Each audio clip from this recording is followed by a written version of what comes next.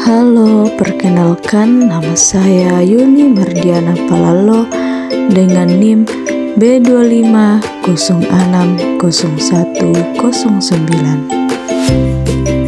Dalam kesempatan kali ini, saya akan menjelaskan materi tentang kesenjangan praktik kebidanan di desa dan di kota, kepercayaan dan adat istiadat, serta praktik kesehatan tradisional baik yang menguntungkan maupun yang merugikan. Materi yang pertama yaitu analisis kesenjangan praktik kebidanan di desa dan di kota. Perbedaan pelayanan kebidanan antara desa dan kota dipengaruhi faktor fasilitas kesehatan, jumlah tenaga, akses rujukan, dan dukungan teknologi. Di kota, pelayanan lebih modern dan terintegrasi, sementara di desa, keterbatasan sarana membuat deteksi dini dan penanganan komplikasi menjadi tidak optimal. Kondisi pelayanan kebidanan di kota.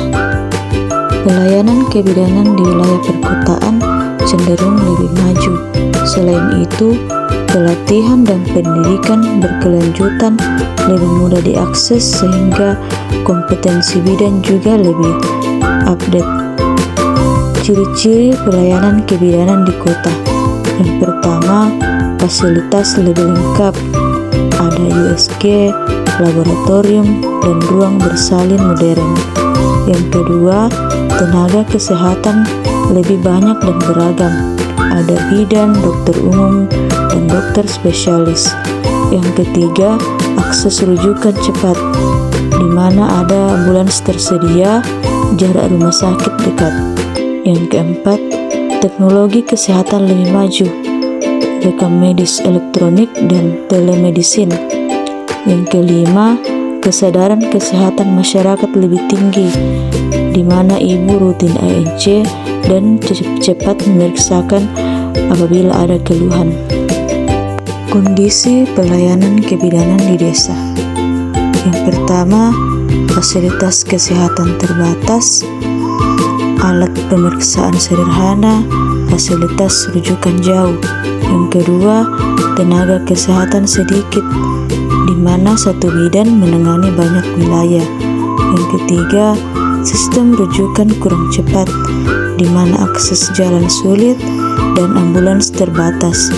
Yang keempat, pemanfaatan teknologi rendah, pencatatan manual, dan akses internet terbatas. Yang kelima, pengaruh budaya lebih kuat, di mana masyarakat masih menggunakan dukun dan praktik tradisional. Perbandingan internasional. Negara maju umumnya telah memiliki sistem kebidanan berbasis teknologi tinggi serta pemerataan tenaga kesehatan sampai ke wilayah pedalaman.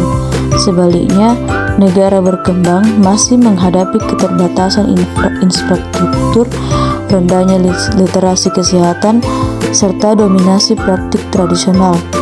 Hal ini menunjukkan bahwa kesenjangan kebidanan merupakan isu global yang perlu ditangani secara sistematis. Perbandingan pelayanan kebidanan internasional antara negara maju dan negara berkembang.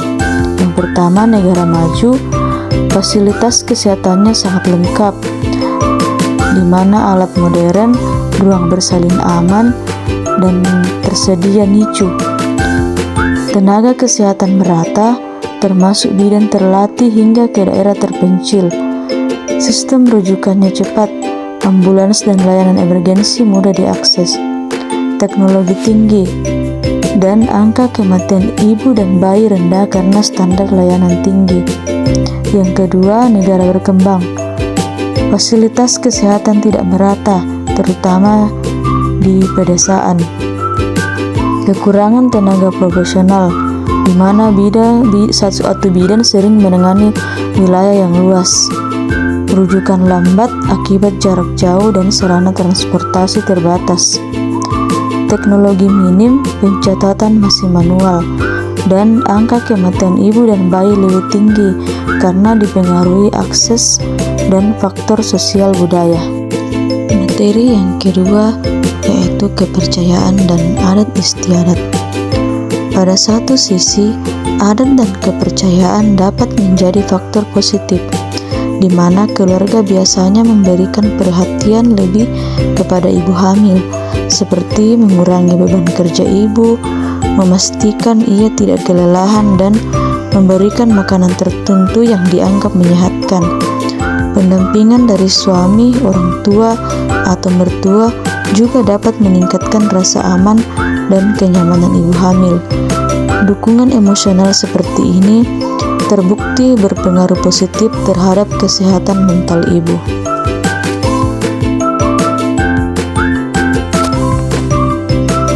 Pengaruh budaya terhadap perilaku kesehatan. Kepercayaan budaya di masyarakat sangat mempengaruhi cara ibu hamil mengambil keputusan terkait layanan kesehatan. Di beberapa daerah, kehamilan dianggap sakral dan harus dijaga dengan pantangan tertentu. Banyak keluarga juga lebih percaya pada dukun beranak karena hubungan emosional dan tradisi turun-temurun. Contoh kepercayaan dan adat yang menguntungkan. Di beberapa daerah, keluarga menerapkan kebiasaan menjaga ibu hamil agar tidak melakukan pekerjaan berat dan selalu memastikan ia cukup istirahat. Tradisi ini membantu ibu terhindar dari kelelahan berlebihan, menurunkan risiko stres, dan menjaga kondisi kehamilan tetap stabil. Selain itu, adanya ritual syukuran kehamilan juga memberikan dukungan emosional dan sosial sehingga ibu merasa lebih tenang dan dihargai.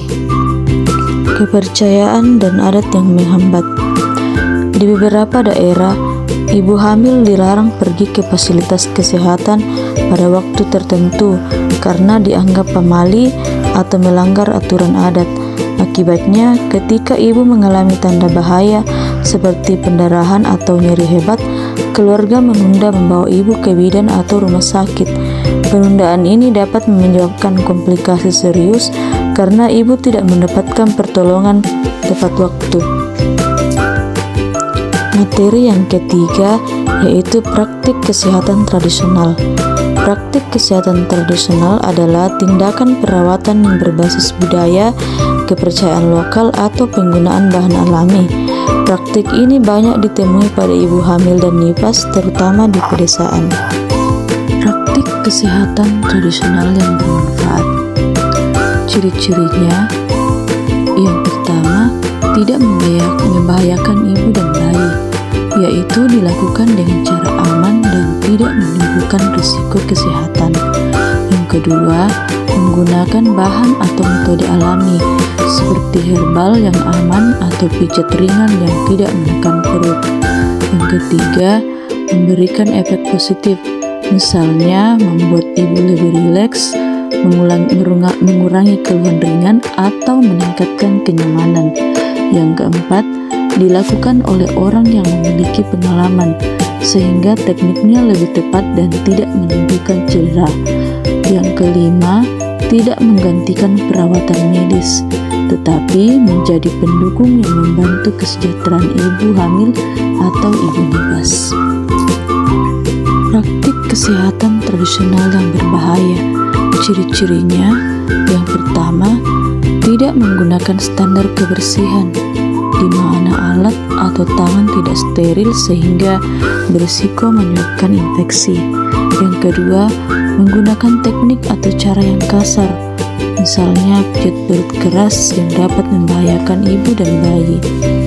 Yang ketiga, tidak ada dasar medis atau ilmiah, di mana praktik dilakukan hanya berdasarkan kepercayaan turun-temurun tanpa bukti keamanan. Yang keempat, menggunakan bahan yang tidak aman untuk ibu atau bayi seperti ramuan panas, jamu kuat, atau bahan yang dapat memicu alergi dan keracunan. Yang kelima, menghambat akses terhadap pelayanan kesehatan, di mana keluarga lebih memilih praktik tradisional terlebih dulu dan menunda pergi ke bidan atau rumah sakit. Kesimpulan, kesenjangan praktik kebidanan masih terjadi karena perbedaan sumber daya, akses, dan teknologi antara desa dan kota. Kepercayaan budaya memiliki peran besar dalam menentukan perilaku kesehatan ibu, sehingga bidan harus memahami konteks sosial masyarakat. Praktik tradisional memiliki manfaat dan risiko, sehingga edukasi masyarakat menjadi kunci agar praktik yang aman dapat dipertahankan dan praktik berbahaya dapat ditinggalkan.